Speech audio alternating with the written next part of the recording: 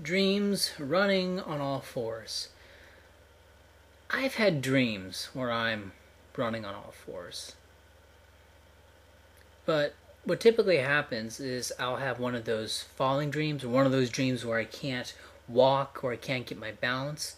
And then what I do is I end up just running on all fours. And not kind of like this hobbled thing that humans have to do because of the way our hips are jointed and stuff. But running on all fours gracefully, as if some dog or something, or some animal that gracefully runs on all fours. And I was thinking, well, it's some primitive thing. Maybe there's some part of the brain that is so primitive that it goes back to a time when apes branched off from earlier mammals that ran on all fours. And mammals that ran on all fours, and that would certainly be a very, very primitive skill, something that is hardwired to run on all fours. When you look at humans who walk, the way humans walk is very acrobatic. Humans are constantly falling and catching them, falling and catching them, falling and catching them. It's really quite a unique way of transportation. Not a very efficient way of transportation, but it frees up the upper body to do stuff. So, and when I have falling dreams, and perhaps you're connecting the dots already, but when I have falling dreams, I'll fall and then I'll start walking on all fours.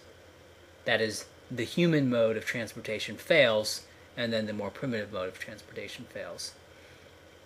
So it may just be the case that that part of the brain is being activated during consciousness, or excuse me, it's being activated during dreaming. In a time like during the day, of course, obviously it doesn't get activated, but during dreaming, all sorts of restructuring is going on, and part of the brain just gets activated, and I start walking like that in the dream. Does this mean that the metaphor doesn't work? Does this mean that the metaphorical interpretation doesn't work? Because we know language is also hardwired, and with languages there's a whole lot of metaphors in language.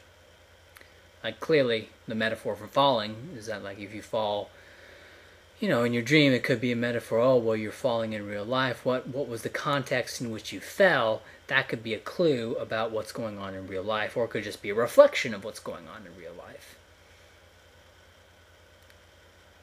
So you fall, as you physically fall, that is, the human mode of transportation fails and you fall, and the more primitive mode of transportation, the animal, starts to take over, and you become more a four-legged creature. I haven't heard, when people talk about dreams a lot, I haven't heard people talk about this a lot. So maybe it's just me, or maybe it's just a very small portion of people who have dreams like this. Could it still be? And so I think that the metaphor theory and this little theory that I have here are compatible, because dreams are metaphors, and language is a hardwired part of the brain, or it's a specialized part of the brain, and so thinking that dreams can be metaphorical is not that much of a stretch. Especially if you have a dream, you have some imagery pop into your head, and then you use a word for that imagery in your head, and then that word has another meaning, and then of course the other meaning image comes into your head, right? For example, you could be thinking about falling in your life, not being able to get anywhere, not being able to move, and you think about that, and then the language part of your brain goes, oh, what other images are like that? Well, falling, physically falling, really falling, physically not being able to get anywhere, right? In a more literal physical sense. And so you do that, and of course you do that, then you're on all fours, and then perhaps some more primitive part of the brain, I don't know if it's probably not in the brainstem, maybe, I don't know, motor cortex, right? Some more primitive parts of the motor cortex could go, oh, Time to go on all fours now. Right? So let's activate those patterns. And of course, since you're not in real life, it's not nearly as awkward. Right? You're not doing the whole human crab walk thing.